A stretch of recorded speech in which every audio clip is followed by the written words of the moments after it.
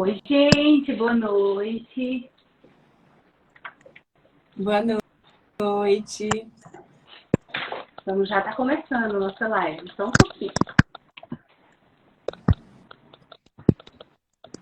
Boa noite a todo mundo que está aí entrando, sejam todos bem-vindos.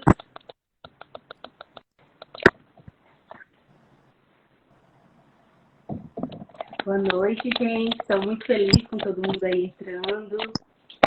Sejam bem-vindos. Espero que seja uma noite, um momento muito agradável, que a gente possa contribuir com cada um de vocês.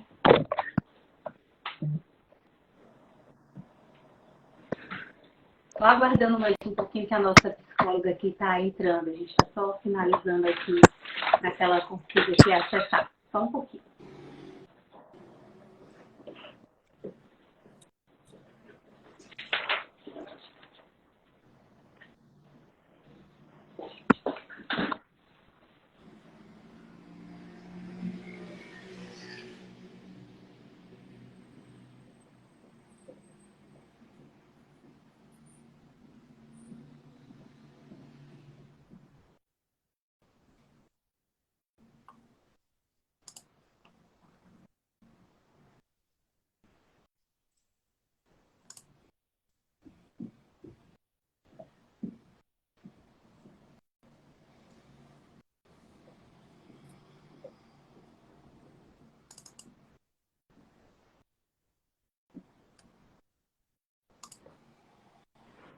Só mais um pouquinho, gente, que a gente está só finalizando aqui, já vamos começar.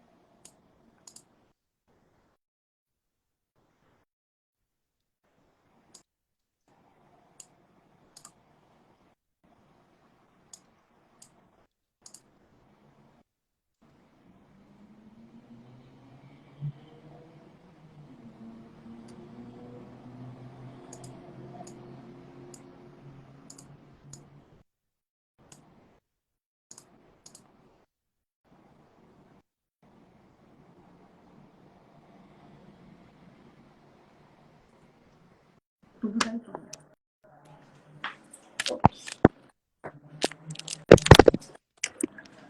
Boa noite, gente. Desculpa a demora, gente. A gente estava só aqui tentando reorganizar aqui a conexão. Já vamos começar.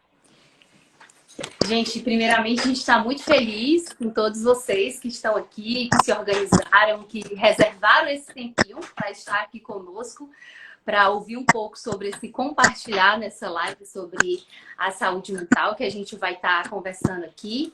Hoje a gente está aqui com a doutora Caroline, né? A psiquiatra, trabalha para a Clínica Heldenberg, que tão solicitamente eles fizeram aceitar o nosso pedido de ter a doutora Caroline aqui conosco. Muito obrigada, doutora Caroline. Obrigada. Estamos aqui também com a Lenita, nossa coordenadora de RH aqui do hospital, que também é psicóloga por formação e vem contribuindo aqui conosco diariamente. Estamos muito felizes com todos que já estavam aqui, com quem está chegando. Hoje à noite, aqui nesse momento especial, a gente vai estar compartilhando com vocês um pouco sobre essa campanha do Janeiro Branco, o que é o Janeiro Branco, o que é esse processo de cuidar da saúde mental. Já já a doutora Caroline vai estar falando um pouco mais para a gente sobre o que é o Janeiro Branco. Uma coisa que a gente queria compartilhar com vocês, né? Aqui, esse nosso momento dessa live, esse momento que a gente vai estar aqui falando um pouco sobre esse tema que é tão importante. É também muito importante a participação de vocês, não só como ouvinte, mas que vocês se sintam à vontade também para participar. A gente está aqui com a nossa equipe, então todo comentário ou pergunta, alguma dúvida que vocês tiverem no decorrer que a gente estiver aqui conversando, compartilhando com vocês, vocês podem já ir colocando aí nos comentários, que a gente está anotando aqui as perguntinhas, o que é que vocês têm de dúvidas. Quando a gente terminar de compartilhar aqui sobre o tema com vocês, a gente vai estar abrindo para perguntas, para as dúvidas que vocês tiverem. A gente vai estar respondendo o que vocês tiverem de interesse sobre o tema, tá bom? Vamos dar início aqui com a doutora Caroline, compartilhando um pouco com a gente sobre o Janeiro Branco. Oi, gente. Boa noite, Lenita. Boa noite, Samily. É um prazer, tá? Eu estar aqui com vocês, né? Então, eu gostaria de agradecer o convite. Eu estou aqui em nome da Clínica Heidelberg, né? Que nós temos uma parceria com o Hospital São Vicente. E eu sou a supervisora hoje do internamento lá, da residência médica. Então, é um prazer estar aqui representando eles, tá? Então, assim, para introduzir o assunto, eu acho que é importante a gente falar um pouquinho o que é o Janeiro Branco, né? Então, assim, eu acho que muitas pessoas já ouviram falar e esse movimento, ele começou lá em Minas Gerais com um psicólogo, então é um grupo de psicólogos que idealizou esse projeto, é um movimento e hoje ele é reconhecido mundialmente, né? Então, é um movimento que é social para dedicar à construção de uma cultura de saúde mental na humanidade, né? E qual que é o objetivo desse movimento? É chamar a atenção das pessoas, das instituições, das sociedades, das autoridades para as necessidades relacionadas à saúde mental dos seres humanos, né? Então, é para chamar a atenção mesmo, é para falar sobre isso mesmo. E por que esse nome, né? Janeiro Branco. Então, assim, janeiro é o primeiro mês do ano e inspira, é como se fosse um portal, né? De encerramento do ano que passou, do início do novo ano, e inspira as pessoas para fazerem algumas reflexões, né? Acerca das suas vidas, das suas relações, dos sentidos, do que passou e quais são os objetivos, né? Que eles desejam alcançar nesse próximo ano que está iniciando. Então, janeiro é porque é o primeiro mês do ano. E por que branco, né? A cor branca, ela foi escolhida basicamente para simbolizar uma folha em branco, né? Onde nessa folha em branco a gente pode projetar, escrever as nossas expectativas, as nossas histórias, as mudanças, o que a gente sonha e o que a gente quer concretizar nesse novo ano, né? Por isso que chama Janeiro Branco. Então, assim, esse movimento, ele basicamente todo ano traz um tema. E eu vou falar só um tema que eu achei interessante desse ano, que é a vida pede equilíbrio, né? Então, assim, eu achei super propício, afinal, diante de tantas mudanças cada vez mais desafiadoras e aceleradas que as pessoas têm tido nas suas vidas, exigem sempre uma alta performance, né? Novas atitudes, novas habilidades, novos entendimentos, novos comportamentos. E 2023 é o ano do equilíbrio. Então, era isso que eu queria introduzir a respeito do Janeiro Branco. Maravilha. Doutora, muito pertinente isso que você falou, né? E principalmente essa questão de Janeiro Branco ser no início do ano, né? Realmente, assim, um momento que a gente é tão reflexivo, assim, para planejamentos, novas metas, novos objetivos de vida, o que é que eu quero alcançar para o ano de 2023. Então, eu acho que realmente é um momento, assim, reflexivo para que a gente possa... O que é que eu tenho de metas para esse ano? Por que não priorizar a minha saúde mental também desse ano, né? Então, muito bacana. Doutora, se você puder também compartilhar um pouco com a gente, assim, a gente fala muito em saúde mental, doenças mentais, né? Eu preciso me cuidar, fazer terapia. Assim, de forma geral, o que seria a saúde mental, que a gente tanto fala, né? Agora eu acho que isso está mais em alta, né? Eu acho que a pandemia trouxe, despertou esse olhar para saúde mental, para psiquiatria, para psicologia, para o cuidado da saúde da mente, né? Mas, assim, é muito importante a gente, primeiramente, ressaltar que saúde mental não é doença mental, né? Então, muitas pessoas pensam assim, quando ouve falar em saúde mental, já pensa em doença mental. Mas a gente sabe que saúde mental implica muito mais do que a ausência de doenças mentais, né? Então, basicamente, o que é a saúde mental? Como a forma, como essa pessoa ela vai reagir às exigências da vida, né? Então, como que ela vai harmonizar os desejos, as suas capacidades, as ambições, as ideias, as emoções. Então, isso é uma harmonia. Isso é saúde mental. É como que eu vou reagir a isso de uma forma harmônica, tá? A todas as exigências que a gente tem no decorrer das nossas vidas, né? E doença mental é uma condição de saúde, né? Então, é uma condição de saúde que vai afetar algumas áreas específicas. Então, por exemplo, o pensamento, o humor, as percepções, as emoções, os comportamentos.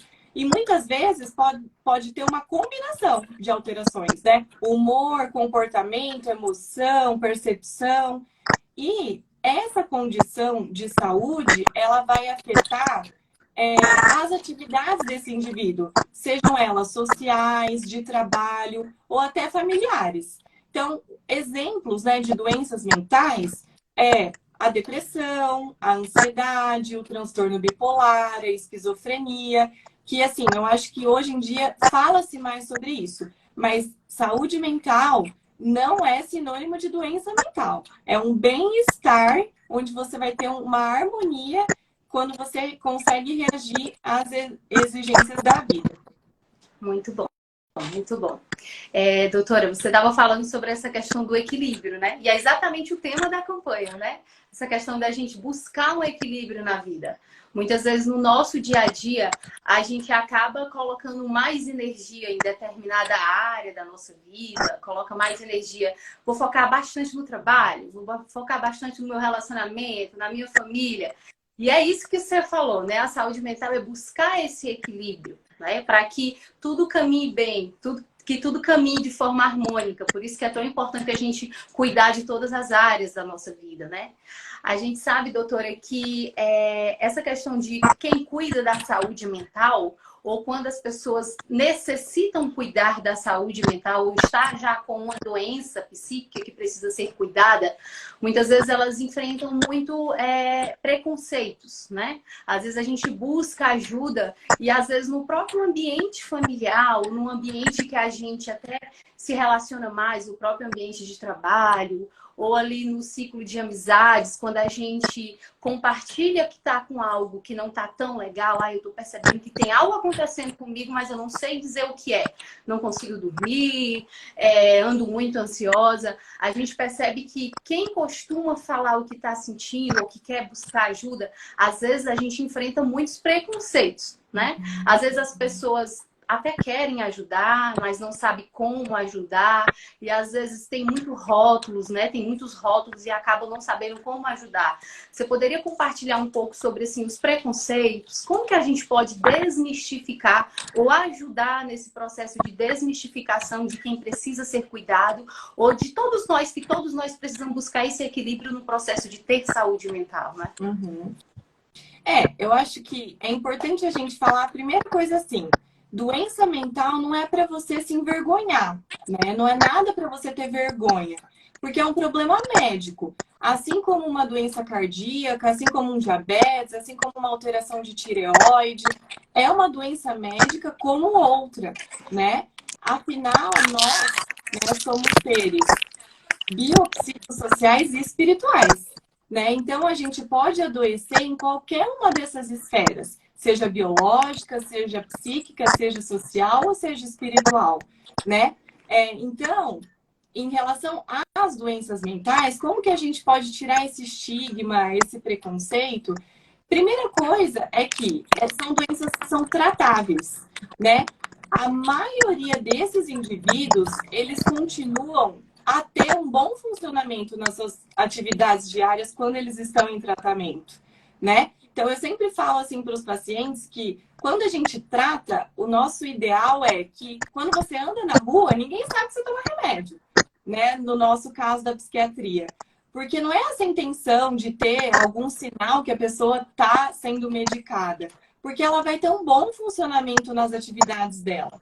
Então, hoje em dia, a gente está expandindo bastante a compreensão de como o cérebro humano funciona, né? E esses tratamentos, eles estão disponíveis para ajudar as pessoas a administrar com sucesso essas condições de saúde mental. Então, a medicina aplicada à saúde mental, né, que é a psiquiatria, ela veio para somar, né? Ela cada vez mais tem se expandido para encontrar esse equilíbrio.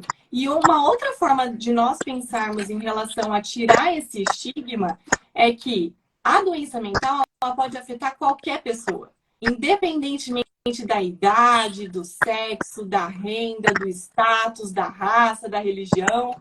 Qualquer pessoa pode ser acometida por uma doença mental, né? Então, essas campanhas, como essa que nós estamos aqui hoje falando, do Janeiro Branco, e outras campanhas, elas vêm para trazer essa conscientização, né? Para combater esses tabus, para mudar os paradigmas, as ideias, talvez antigas, meio arcaicas, que tinha a respeito de doenças mentais.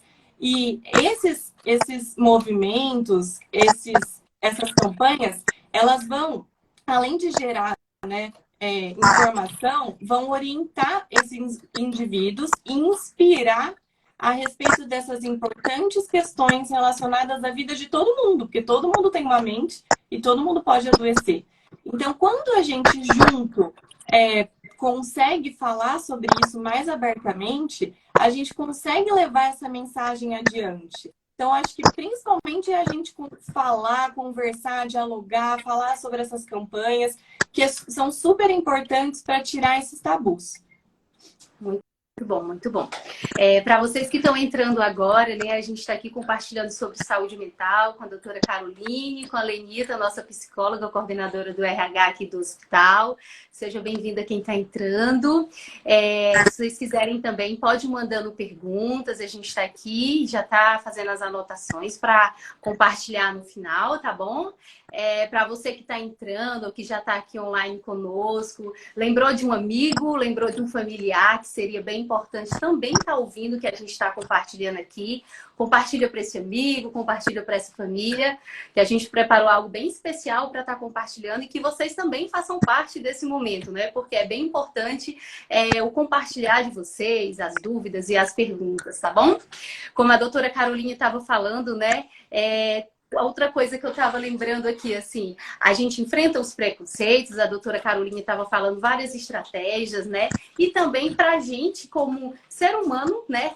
saber reconhecer que todos nós, né, como pessoas, estamos sujeitos a um dia tá bem ou o outro dia não tá tão bem, né? E tá tudo bem, porque vai ter aquele dia que a gente não tá tão disposto, que aconteceu alguma circunstância no nosso dia a dia e que a gente vai mesmo precisar de ajuda, ajuda de pessoas, ajuda da nossa rede familiar, rede de apoio, amigos e também de profissionais que estão preparados para cuidar da gente. Por isso que é tão importante, se eu não estou bem, eu conseguir abrir e compartilhar isso com alguém que possa me ajudar, né? Outra coisa que também é bem pertinente é como que a gente, né, quando a gente não está tão bem, como que a gente pode identificar que a gente está, né, precisando de ajuda e como é que a gente pode fazer, né? Assim, qual é o momento de procurar ajuda?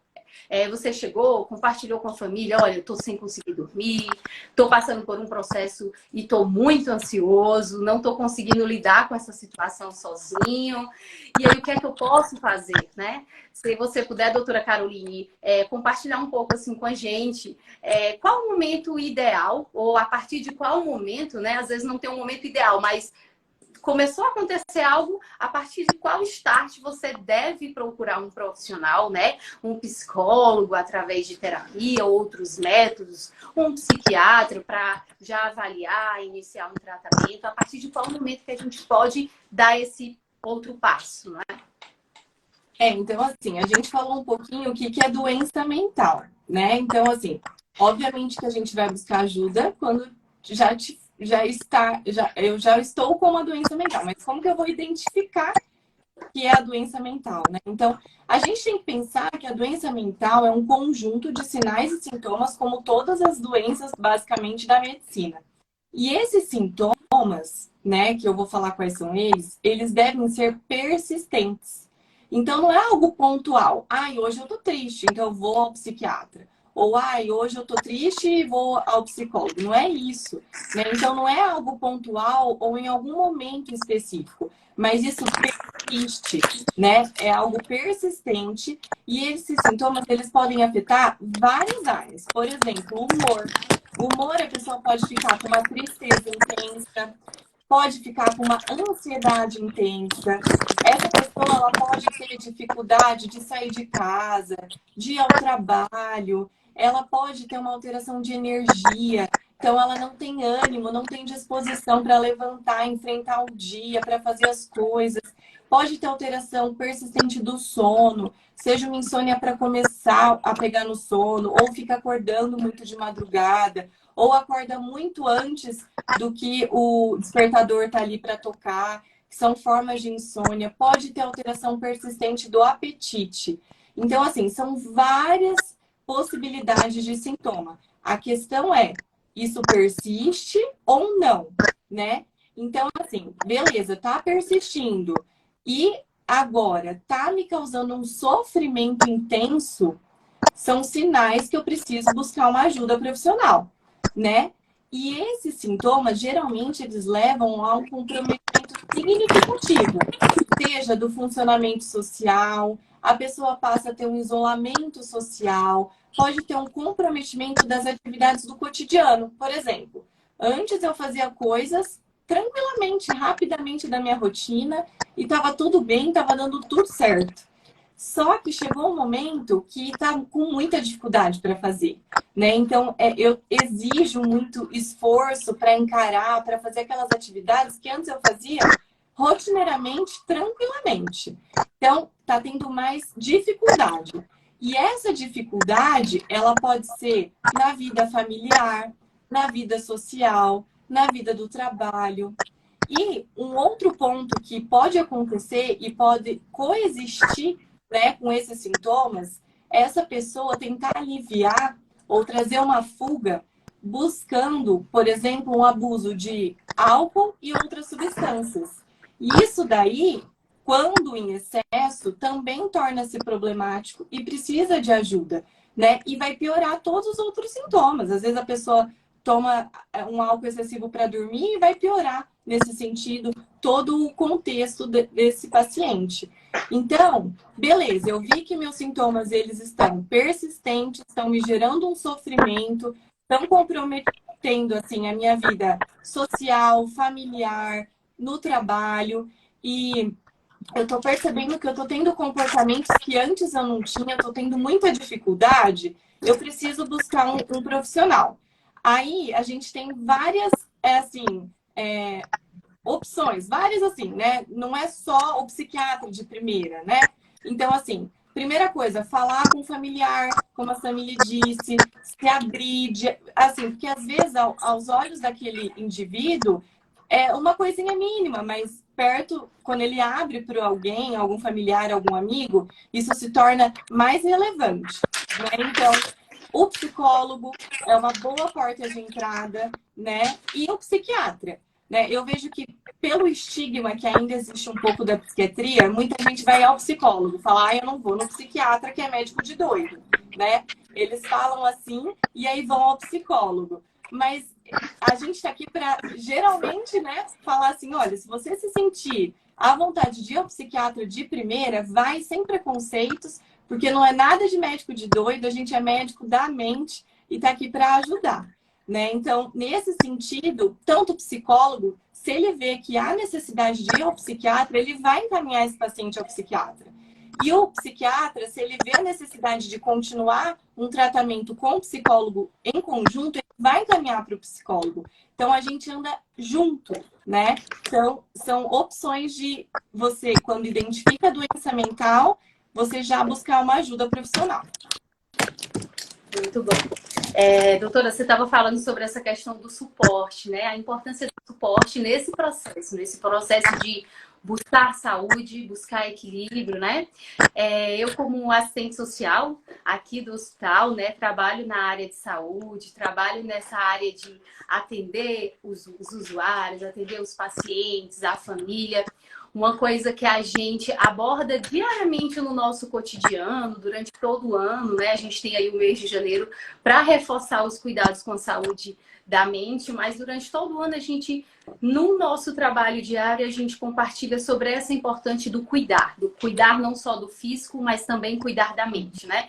E uma coisa que a gente compartilha muito com os pacientes e com os seus familiares ou amigos, né, ou sua rede de apoio, é que muitas vezes as doenças psíquicas, né, elas são doenças e é uma dor silenciosa, né? Por isso que é tão importante a rede de apoio, por isso que é tão importante a família, porque às vezes a pessoa está num sofrimento psíquico, está passando por um processo de adoecimento mental, mas ela fica caladinha, ela não consegue se expressar em palavras, né? Mas a gente sabe que existem várias formas de se expressar, existem várias formas da gente observar que alguém que a gente tanto ama, observar que alguém que a gente convive diariamente não está bem, não é? Por isso que é tão importante ter essa rede. A gente observa que, claro que na grande maioria das vezes, nós como pessoas, usuários, ou quando estamos num processo de cuidado, numa área hospitalar, a gente tem a nossa família para dar o suporte, né? Seja aquela família mais próxima, com laços consanguíneos, ou aquela família afetiva que a gente toma como família, uma melhor amiga, um grande primo que a gente chama de irmão. Isso também é família, né? Mas a gente também se depara com a realidade de ter pessoas que não têm referências familiares, né? Mas assim, tem pessoas que não têm referências familiares, mas tem uma rede de apoio. E essa rede de apoio muitas vezes funciona muito bem, né? Aqui diariamente no hospital a gente atende pacientes que às vezes falam assim, a gente pergunta se tem família, quem é que tá ali para dar o suporte. Aí tem pessoas que falam, olha, família eu não tenho.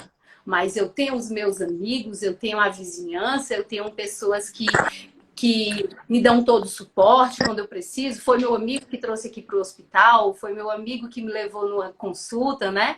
Mas assim, compartilhando com todos vocês que estão aqui hoje nos assistindo, como é importante você ter referências de pessoas que possam estar com vocês na caminhada diária, né? Como é importante você encontrar pessoas que você diga, aqui eu não tenho família, ou minha família está distante, eu não tenho referências familiar, mas eu tenho aquele grande amigo que caminha comigo, eu tenho aqueles colegas de trabalho que eu também considero família, que me dão suporte quando eu preciso, né? É com eles que eu compartilho quando eu não estou bem. Mas, assim, a importância da gente ter vínculos, né? A gente constituir vínculos para que no dia que você não estiver bem, ter aquela pessoa que possa lhe auxiliar, ter aquela pessoa que possa lhe ouvir e, de repente, possa lhe estar dando um suporte de até lhe conduzir para determinado espaço, ou consulta, ou algo que você precise estar no momento, né? A gente está aqui também hoje à noite com a Lenita, como eu já falei, né? É a nossa coordenadora de RH, também psicóloga, também estuda, trabalha e é formada para falar sobre a saúde da mente, né? E assim, Lenita, eu queria que você compartilhasse um pouco com a gente sobre a questão de você como profissional de RH, né, que está ali diariamente acolhendo os profissionais, lidando com os profissionais que estão ali no ambiente de trabalho, né? Como que a gente também pode encontrar suporte emocional nos nossos ambientes de trabalho, né? Todos nós aqui que estamos aqui assistindo, seja você que trabalha na área da saúde ou não, trabalha em outra área, em órgão público ou privado, como que você aí no seu ambiente de trabalho também pode encontrar o suporte emocional, né? Se você puder compartilhar um pouco sobre isso com a gente, Lenita, acredito que vai agregar muito.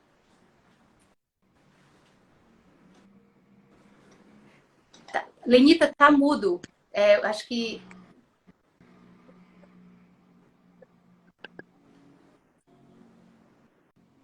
Deu certo? Não? Deu certo. Dá para aumentar um pouquinho? Deu certo agora? Perfeito. Perfeito. Pode falar aí. Compartilha com a gente, que a gente quer saber. Tá bom. Sempre dá alguns... Ao vivo é sempre assim, né? Bom, falando então suporte dentro do ambiente profissional, que é muito importante, né? E trouxe várias situações que a gente se vê também no profissional, né? E o ambiente profissional, às vezes, também acaba ocasionando algumas situações, como é o caso da síndrome de burnout, né? Que é bem específica de ambientes profissionais.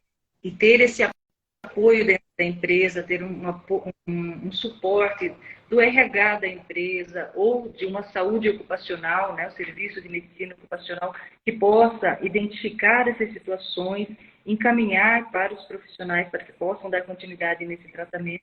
É importante. O que é essa doença?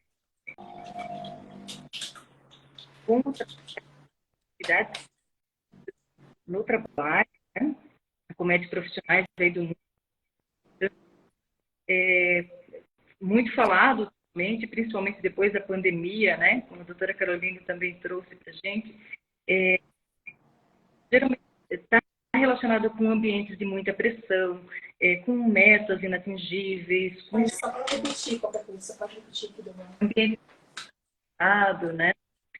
Competitividade real, e principalmente lado também com a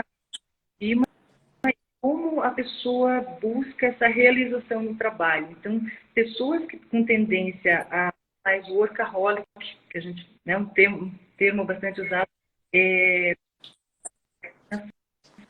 profissional,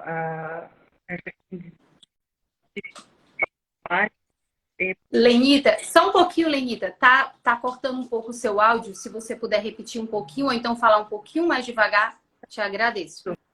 Tá só um pouco cortando. Obrigada. Então, assim, principalmente sobre a questão de como essas pessoas podem estar acometidas, né, relacionadas ao trabalho. Pessoas com tendência a ser mais workaholic, ou seja, ser viciadas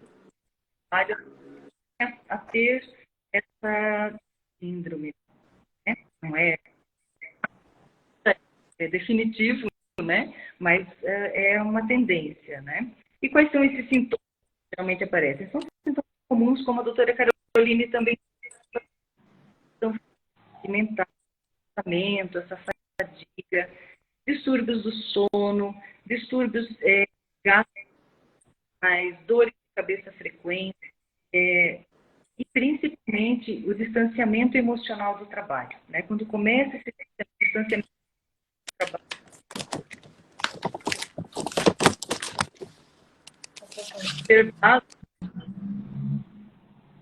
Lenita, cortou só um pouquinho. Você pode repetir? A questão do distanciamento, quando começa o distanciamento? distanciamento emocional no trabalho, né? A pessoa começa a ficar mais apática, com comportamentos que ela não quer trabalhar, tem mais interesse pelo trabalho. É possível, né, que isso esteja relacionado com a síndrome de burnout. Então, é preciso identificar com esses sintomas, como a própria doutora Caroline falou, identificando os sintomas, ou algo, né, que pode estar tendo essas características,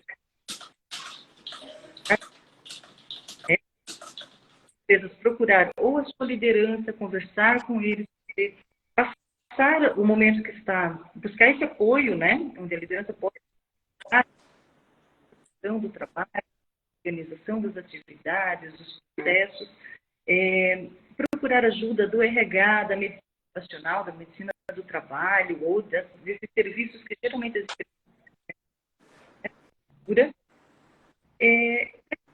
vão ser encaminhados, então, para esse apoio do psiquiatra, né? Como a doutora, não é vergonha nenhuma, né? Nós, por momentos difíceis e precisarmos de ajuda. É como...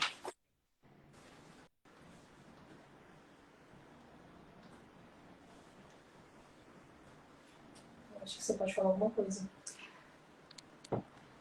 Gente, tá cortando. Lenita, tá ouvindo? Tô... Tá cortando. Você falou alguma coisa ou não agora? Eu finalizei, né, falando sobre a necessidade de procurar sempre que identificar um sintoma relacionado a alguma doença mental, né, doença emocional. Muito bom, muito bom.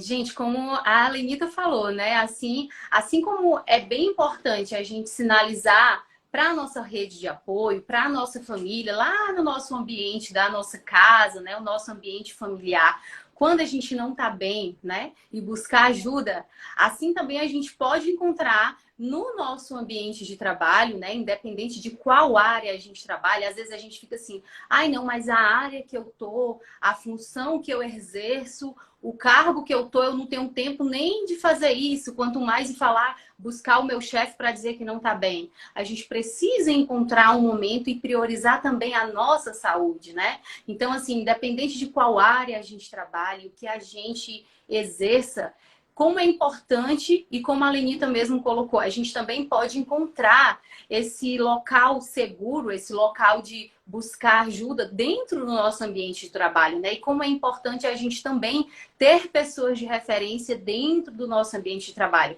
Porque, na verdade, a gente já tem, né? A gente tem a nossa liderança, tem o nosso chefe ele imediato, ou líder, ou às vezes o seu chefe é o próprio dono do estabelecimento, da empresa, você tem um contato ali direto, mas como é importante você ter pessoas mesmo, também dentro do seu ambiente de trabalho que você também possa acessar, que você também possa compartilhar quando necessário, né?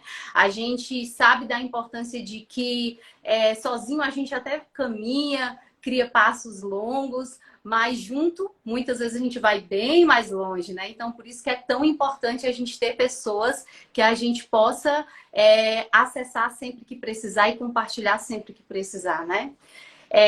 Tem outro ponto que é muito importante, que a gente poderia estar fechando essa parte das perguntas, dos questionamentos aqui, do compartilhar entre a gente, porque a gente quer também fazer perguntas que vocês estão mandando aqui embaixo. A gente está vendo todos o que vocês estão comentando, o que vocês estão perguntando, a gente está anotando tudo aqui. Então, a gente queria fechar essa parte de pergunta, perguntando assim, né, doutora Caroline, depois de tudo isso que a gente conversou, depois de tudo que a gente compartilhou sobre como identificar o que é a saúde mental, a diferença da saúde mental para a doença mental, depois da gente compartilhar sobre a importância de ter uma rede de apoio, como que a gente, ao identificar, e quando a gente buscar ajuda, né? Se você poderia falar um pouco sobre os tratamentos, né? Como que são os tratamentos? Existem vários métodos, várias formas.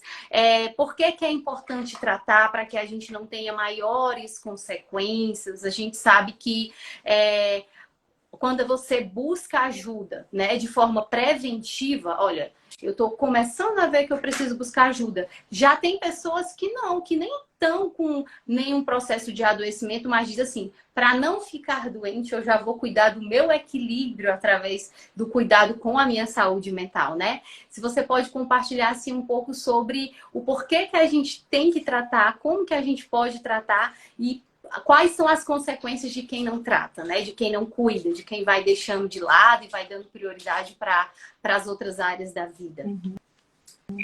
Então, uma coisa que você falando, eu lembrei assim, né? Eu, às vezes, dou um exemplo dos pacientes, assim, quando a gente vai, principalmente falando no ambiente hospitalar, né? Então, a gente está falando, eu sei que tem várias pessoas aqui que são de outros setores, outros tipos de trabalho, né?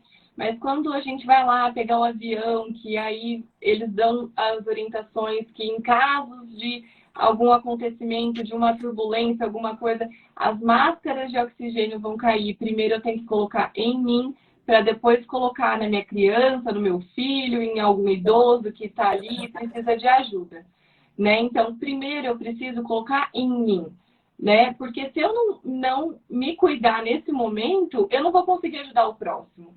Então, a saúde mental é algo que eu preciso priorizar. Então, é muito importante que a gente falou sobre essas coisas para que, se a gente viu que tem algo de errado, para eu buscar ajuda, porque o tratamento é assim, se eu tenho esses sintomas, né, que estão persistentes, que aí eu vi que estão me causando um sofrimento, um prejuízo na minha funcionalidade social, profissional, pessoal, familiar, enfim. Aí eu vou buscar, seja um tratamento psicoterápico, né? Então tem o apoio com a psicóloga, que vai trabalhar algumas questões, vai nos dar ferramentas para lidar com essas situações. E o psicólogo, ele vê a necessidade, fala, opa, até aqui eu consigo ajudar, mas aqui eu preciso da ajuda do psiquiatra também.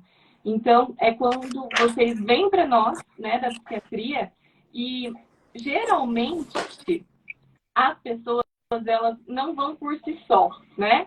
Elas vão levar, como a Samile falou, elas vão com alguém, né? É difícil ir sozinho. Mas, por quê? Às vezes aquela pessoa, ela não tem a noção, né, a percepção de que algo não está bem. Então, as pessoas próximas, elas vão ajudar nesse sentido, elas vão lá ajudar, buscar ajuda para que essa pessoa seja cuidada, seja tratada. Então, essa é a importância do tratamento. Por quê? Muitas pessoas não vão buscar ajuda por preconceito e essa demora, né, no buscar ajuda pode agravar o estado de saúde dessas pessoas e até dificultar a resposta ao tratamento, seja ele psicoterápico, seja farmacológico, com os remédios mesmo. Né? Porque a pessoa começa, vai intensificando os sintomas, quando viu já está muito grave, já tem sintomas de difícil ali manejo. Então, se eu demoro para buscar ajuda, a chance de eu ir muito grave e buscar ajuda depois é alta. Então, eu preciso valorizar. Não, alguma coisa está errado, alguém falou que está errado, vou lá, vou ver o que está acontecendo. Mesmo se sentar lá na nossa cadeira e sair sem remédio, não tem problema nenhum, pelo menos a pessoa foi, se importou e foi tentar se cuidar de alguma forma, né? E, assim, a gente tem várias modalidades de tratamento. Então, por exemplo, né, eu falei de um tratamento psicoterápico com psicólogo, né? Que tem as sessões de terapia, que complementam o nosso tratamento farmacológico. Então, geralmente, o tratamento com o psiquiatra, ele pode ser em 3 regimes, né? Então, um regime que é internamento integral, que é o que eu vivo lá diariamente, né? Lá na Heidelberg, que é quando tem casos graves, que aí precisa do internamento. Tem a clínica dia, que é quando aquela pessoa ela tá grave, mas ainda consegue estar em casa, então ela passa um tempo em casa e um tempo no hospital e é assistida diariamente por médicos e toda a equipe. E também tem o tratamento ambulatorial, que são as consultas, né? Que eu acho que é o que é mais conhecido, assim, são as consultas com o psiquiatra, geralmente cursam ali mensalmente, onde ele vai avaliar, vai ver a necessidade de uma medicação, e sempre com muita cautela, não é para dopar ninguém, não é para fazer nada com ninguém, é só para ajustar o que está em desequilíbrio ali no cérebro. E aí a gente entra com as medicações para ajudar no humor, para ajudar no sono, para ajudar no pensamento. Então, essas são as modalidades. Então, se eu demorei para buscar ajuda, provavelmente isso vai se agravar. E uma consequência do não tratamento, né, é a disfuncionalidade desse indivíduo, né, que provavelmente ele terá, se não todos, ou assim, na maioria dos âmbitos da vida, porque ele vai estar muito disfuncional, ele não vai conseguir ser ele mesmo. Então, se eu não trato, eu não funciono bem. Então, nesse sentido, é importante essa busca ao tratamento. Muito bom. Doutora, você falou uma coisa que eu lembrei muito de uma reflexão de um filósofo bem conhecido, né, Durkheim. Ele fala que o corpo humano, nós somos assim, o nosso organismo é como um corpo vivo, né? E o que é que acontece? Assim como a sociedade, né? Cada um na sociedade tem o seu papel, né? O nosso corpo também, cada parte do nosso corpo tem uma função. E como você falou, quem não trata, quem não cuida, né? Está sujeito a ter uma disfuncionalidade, né? Por isso que é tão importante cuidar. E aí Durkheim fala assim, que assim como o nosso corpo, cada um tem uma parte, né? E é como se cada parte do seu corpo tem uma função. E a gente precisa que tudo funcione bem e de forma harmônica, né? Então, assim, não tem como a gente cuidar do físico através de um tratamento, né, físico ou do exercício físico, que também é tão importante, e deixar de lado a saúde da mente, né? Por quê? Porque a gente precisa que tudo funcione bem e funcione de forma harmônica, né? Por isso que é tão importante esse cuidado, realmente priorizar, colocar na agenda do nosso ano, colocar na agenda do nosso mês, um tempinho para se cuidar, deixar um pouquinho de lado algumas outras coisas e priorizar a saúde da mente, né? E é algo que a gente não pode esperar para ficar doente para tratar. O ideal é que você saiba da importância de cuidar e cuidar para não ficar doente, né? Não esperar um janeiro branco para cuidar, mas cuidar o ano inteiro, né? O Janeiro Branco, ele vem como uma campanha, né? Com essa proposta de dar mais ênfase, né? De propagar ainda mais a importância, mas que a gente possa cuidar da saúde da nossa mente o ano inteiro, né? Através de ajuda, buscar pessoas, buscar um profissional. Como a senhora mesmo falou, existem vários tratamentos, existem vários métodos, né?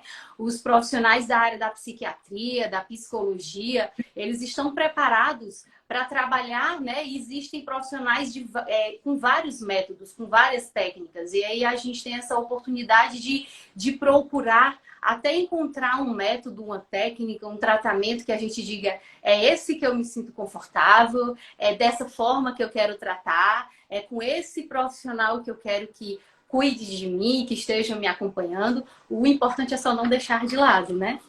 E assim, gente, para a gente finalizar, eu queria só perguntar aqui para vocês rapidinho, para a gente fechar, 3 perguntinhas aqui, né? A primeira foi da Jaque, que ela colocou assim: quais dicas podemos ter para equilibrar a rotina exaustiva do dia a dia com a nossa saúde mental, né? Eu acho que, Lenita, você poderia compartilhar um pouco com a gente, né? Como que, mesmo diante de uma rotina exaustiva, corrida, né? A gente sabe que, por exemplo, profissionais da área da saúde Tem muitos profissionais que trabalham em 2 locais, né? Tem 2 jornadas de trabalho. E quem não tem 2 jornadas de trabalho através de um vínculo empregatício, mas tem 2 jornadas de trabalho, porque termina de trabalhar, vai para casa e trabalha de novo, né? Então, assim, como que a gente pode conciliar toda essa rotina que muitas vezes é tão corrida de forma equilibrada, não é? Exatamente. Rotina todos os erros, profissional, seja ela familiar, as obrigações, as nossas responsabilidades. E uma forma de conseguir se organizar e equilibrar isso na nossa vida é ter realmente pausas para descanso, participar de programas, né, de saúde mental, programas de qualidade de vida, quando possível, né, para fazer academia, ou também fazer exercícios físicos ao ar livre, aconselho até mais do que, de repente, em academia, né? E buscar realmente esse equilíbrio para que você tenha um ambiente, né, não só profissional, mas familiar também mais equilibrado, né? Muito bom. Tem outra pergunta aqui que eu achei bem interessante também, assim, que eu acho que deve ser a dúvida de muitas pessoas, né? Uma dúvida nossa que a doutora Caroline pode esclarecer um pouquinho, né? A Melina, ela perguntou assim, como que a gente pode diferenciar tristeza de depressão, né? Como que eu sei essa diferença? Até que ponto eu tô triste e a partir de qual momento eu já posso estar desenvolvendo um processo depressivo, né? Então, assim, como eu disse ali, é na persistência dessa tristeza. Então, nós somos seres humanos, né? Então, tem dia que eu tô mais animado, tem dia que eu tô mais para baixo, tem dia que eu tô mais irritada, tem dia que eu tô mais, enfim, ansiosa por alguma coisa. Nós reagimos ali às necessidades e às circunstâncias do nosso dia a dia, né? Então, isso é normal, é fisiológico, não é patológico e tá tudo bem, né? Agora, se eu tenho uma coisa que tá persistindo, então eu não tô triste só hoje. Eu tô triste hoje, eu tô triste amanhã, nas próximas 2 semanas. Isso na maior parte do dia, que tá persistindo, tá durando mais do que antes durava, por exemplo, e começou a ter outros prejuízos associados. Então, essa tristeza, junto de outras coisas, começou a me atrapalhar nas minhas relações interpessoais, no meu trabalho, na minha funcionalidade. E isso daí é acompanhado de outras, né? Porque a depressão não é só tristeza. A depressão tem outras coisas envolvidas. Mas uma tristeza que é persistente, associada a outros fatores, é o que leva a um quadro depressivo. Mas não é um dia só de tristeza. A gente tem que só pensar que é normal, aconteceu algo que me chateou, eu fico triste. Que bom, você é ser humano. Mas se isso está te gerando muito prejuízo, aí, associado a outros sintomas, a gente consegue caracterizar uma depressão. Muito bom. Doutora, tem mais uma pergunta aqui da Nicole, que ela perguntou assim, como eu sei que devo procurar um psiquiatra, né? Qual o horário que a pessoa deve começar já a buscar o psiquiatra? Se eu puder até complementar, assim, qual momento pode procurar um psicólogo ou um psiquiatra, né? Você até falou um pouquinho no começo, né? Essa questão de já poder buscar um psiquiatra. Se você puder complementar um pouquinho. Na verdade, assim, hoje em dia, antigamente as pessoas iam mais ao psicólogo, né? Ai, não vou no psiquiatra, vou ao psicólogo e ele vai dar um jeito ali. Mas a gente sabe que quando tem sintomas muito graves, né? Então, assim, num caso de uma depressão grave, que a pessoa tem pensamentos suicidas, planejamento, não sai da cama, ela não tem força para ir no processo lá de psicoterapia, para, por exemplo, falar assim, não, eu vou lá, vou conversar, vou criar ferramentas junto com a psicóloga, não vai adiantar. Então, nesses casos muito graves, o psiquiatra já é uma boa indicação de primeira, entendeu? Quando está tendo uma gravidade.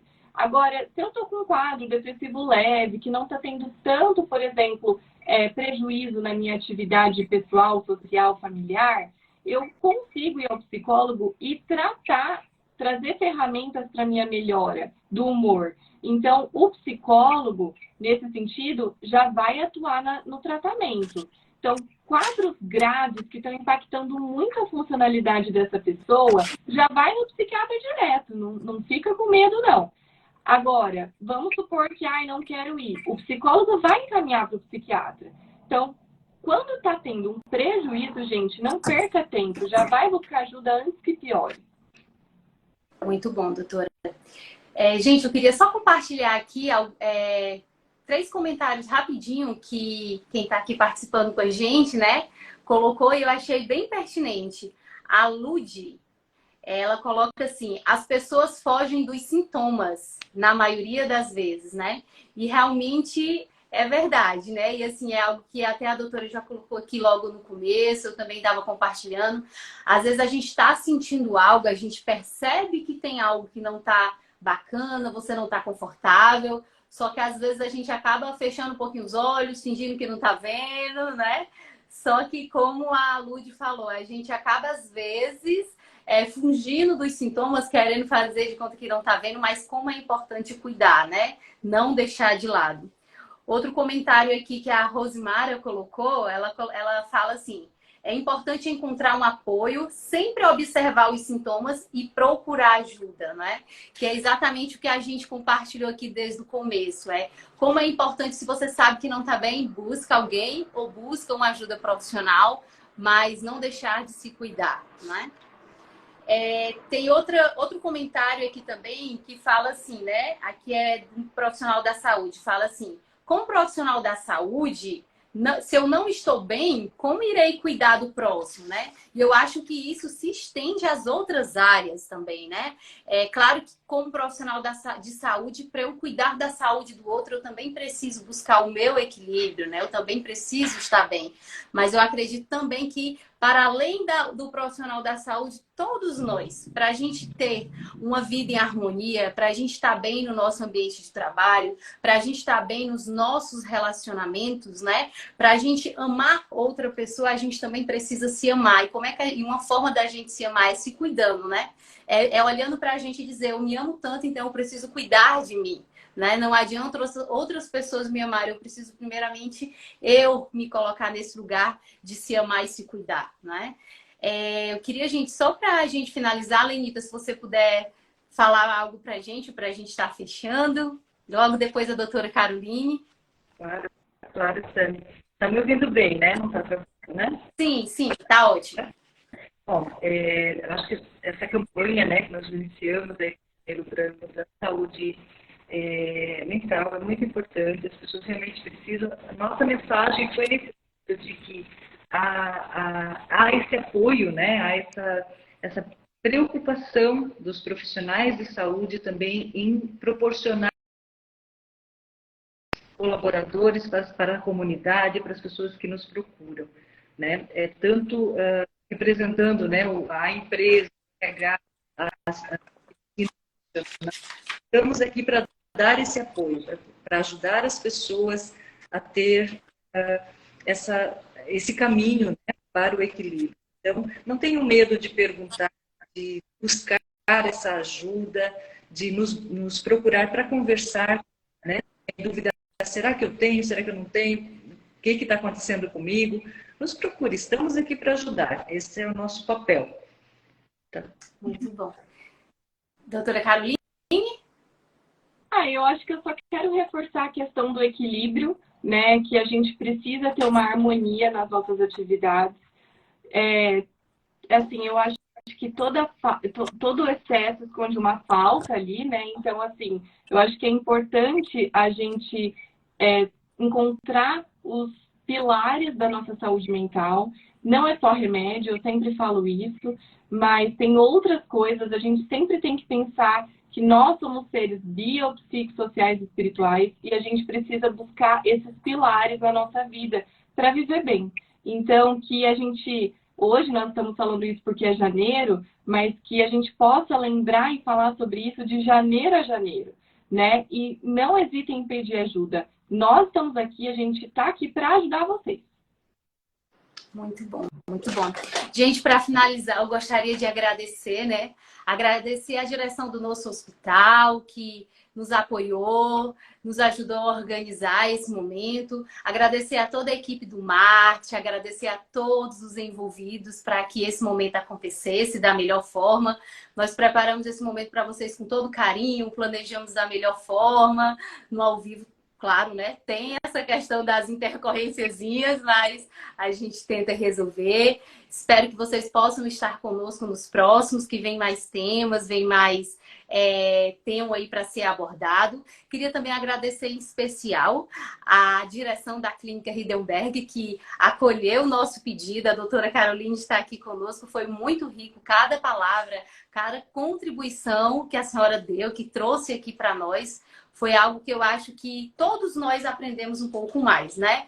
Eu acho que em cada compartilhar que a gente aprende, a gente tenta levar algo, mas a gente traz muito mais, a gente aprende muito mais, né?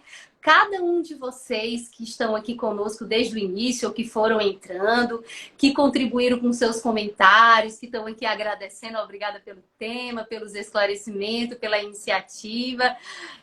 Foi muito bom estar aqui com vocês. Queria só para a gente fechar com o último comentário aqui que eu achei muito bacana, que alguém que eu esqueci, gente, o nome, desculpa, colocou assim: juntos somos mais fortes, né? E assim, e é isso, e é muito verdade, né? Juntos nós somos mais fortes em qualquer área que você for. Se você reconhecer que você tem os seus momentos de potencialidades, que você é um ser humano pensante, inteligente, mas que você também está sujeito a passar por momentos de vulnerabilidades, momentos que não são que são mais delicados, que são desafiadores e que em sociedades nós estamos para servir um ao outro, né? Como a doutora Caroline falou, estamos para servir um ao outro, para ouvir um ao outro. Então, que a gente possa crescer junto e até o próximo momento, tá bom, gente? Boa noite a todos e até mais. Obrigada aí por tudo, tá, gente, meninas? Boa noite, obrigada. Boa noite.